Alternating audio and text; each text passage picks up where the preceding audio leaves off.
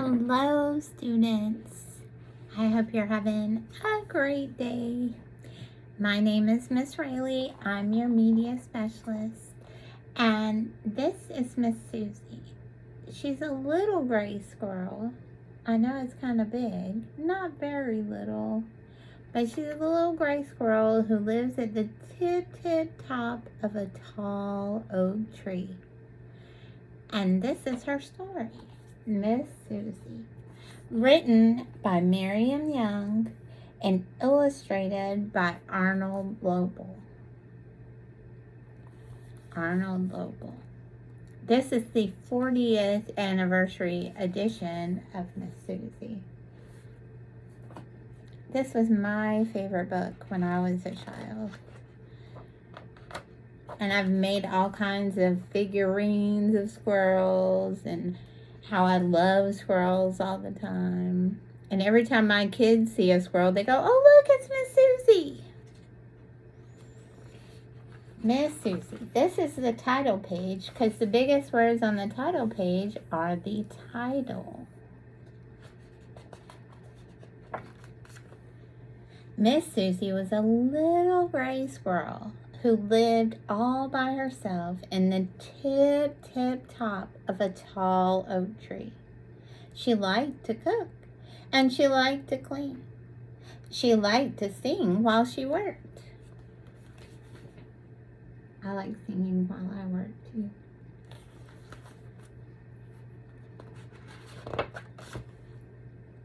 Every morning, Miss Suzy made herself a bowl of acorn pudding. As she stirred around, she sang, "Oh, I love to cook, I love to bake, I guess I'll make an acorn cake." After that, she swept the crumbs from her moss carpet with a little broom she made from maple twigs. Then she dusted her firefly lamps. And she rinsed off her acorn cups and put her whole house in order.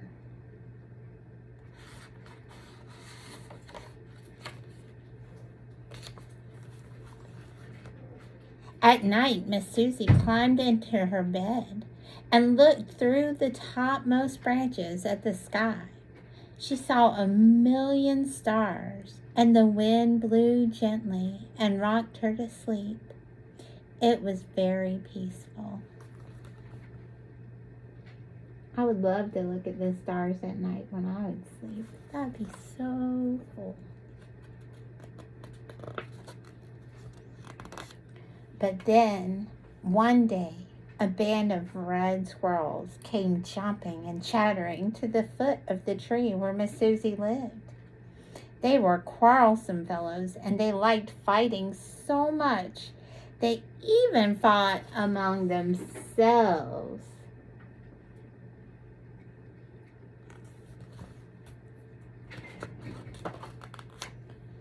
Miss Suzy did not see them because she was in her kitchen, and she did not hear them because she was singing. "I love my house, oh yes, sirree, my own little house and my own oak tree." She was just putting her cake in the oven when she looked up and saw a lot of strangers in her doorway. 1, 2, 3, she counted. 1, 2, 3 more. 6 red squirrels. Ah!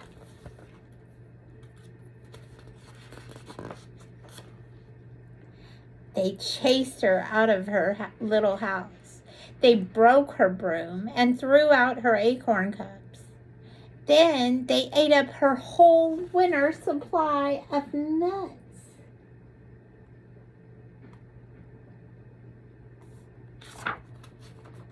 Poor Miss Suzy. Poor Miss Suzy. She did not know where to go. And while she stood wondering what to do, it began to rain. Standing beside an old house, she ran out on a branch and dropped off onto the roof. The rain came down hard, and her fur was all wet. Shivering and cold, Miss Suzy scrambled down the chimney of the old house and out of a hole in the chimney into the attic.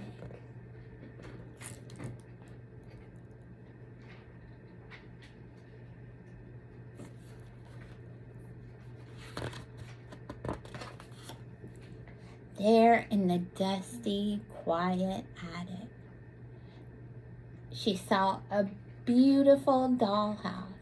It was big enough for a whole family of dolls. She knocked at the door. There was no answer, so she peeped inside. Anyone home?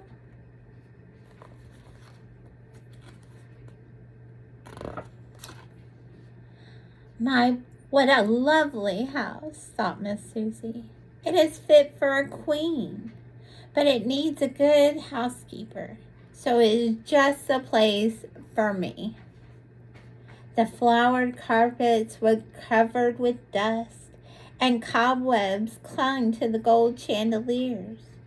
There was dust on the black iron stove in the kitchen and on the little piano in the parlor. There was even dust on the china closet in the dining room, and there was a spider web on the dishes inside. Ah! Miss Suzy's new beautiful house that just needs a little cleaning. When it is clean, it will be a good house for the winter, said Miss Suzy to herself.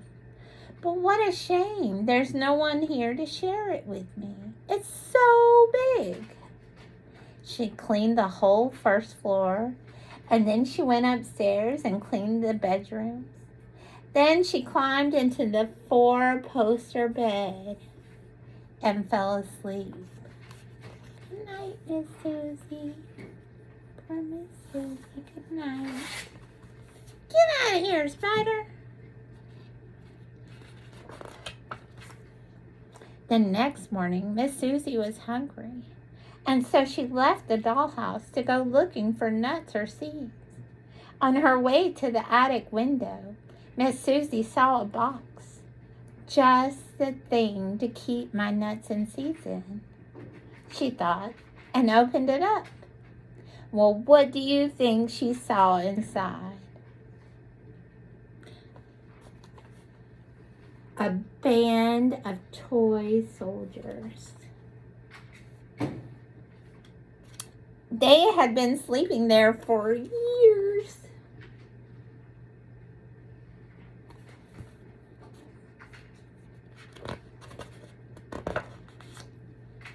Thanks for setting us free, said the captain. And now I need a place for us to live. Oh, do come stay with me, invited Miss Suzy.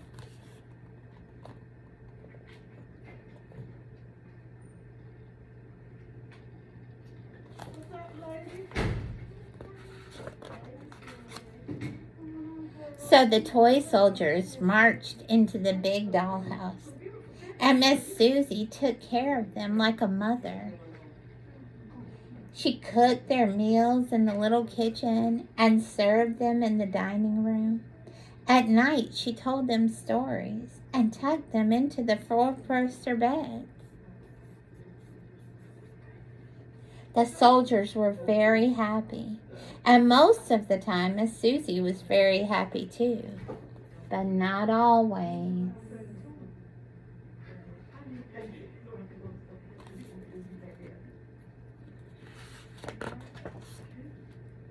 Sometimes she looked at the flowered carpets and the real china dishes and the gold chandelier, and she sighed, thinking of her plain moss carpet and her firefly lamps and her acorn cups, because she made all those things herself. One night in spring, instead of telling the soldiers a story, she told them about her old home in the oak tree. Then she told them how the red squirrels had come and chased her away, and a tear rolled down her furry cheek. Poor Miss Suzy.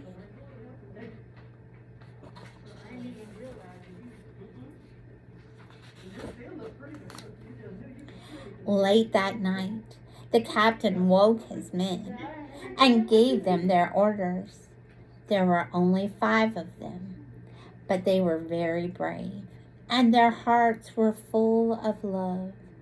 After all, Miss Suzy had cared for them all winter long.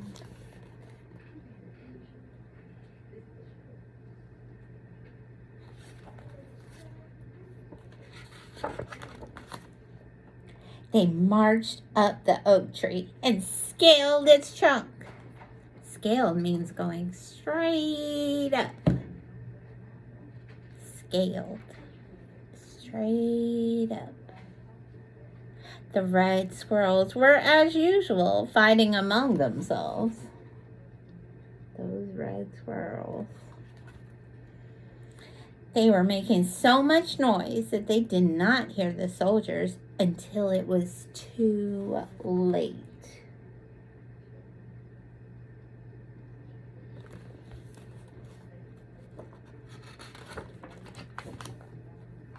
"This is Miss Suzy's house," said the captain, drawing his sword. "Will you blow peaceably, or must we fight?"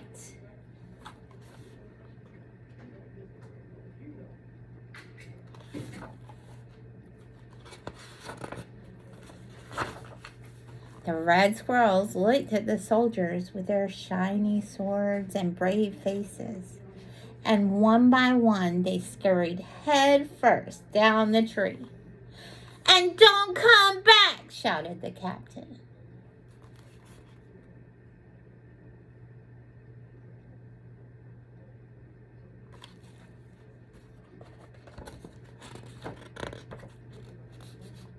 Miss Suzy was overjoyed when she heard she could move back into her tall oak tree. She thanked the toy soldiers and made them promise to come for dinner once every week. Then the soldiers waved goodbye and marched off through the forest, singing merrily.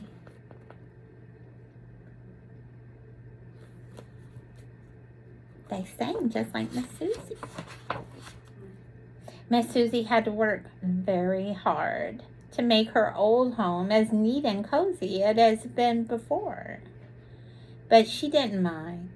She made a new moss carpet and a new broom and gathered fresh acorns for cups and caught 2 fireflies for her lamps. At last, she had everything in order. And that night, when Miss Suzy went to bed, she was very tired. But she looked through the topmost branches, and she could see the millions of stars, and the wind blew gently and rocked the tree like a cradle. It was very peaceful, and Miss Suzy was very happy once more.